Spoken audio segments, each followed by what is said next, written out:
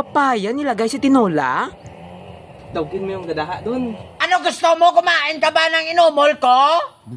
Ha? Kakain ka ba ng linte? Gusto mo? Ha?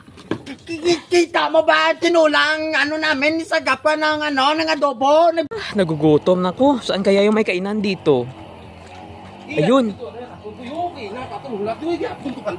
Boss, pwede po ba magtanong, boss? Excuse me, boss. Pwede ba magtanong? Karinderya po ito? Ano?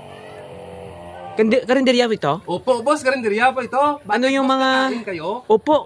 Ano po yung mga nila hinain? Ito boss, specialty nila dito, yung tinula na may papaya. Ha? Sobrang sarap yun, boss.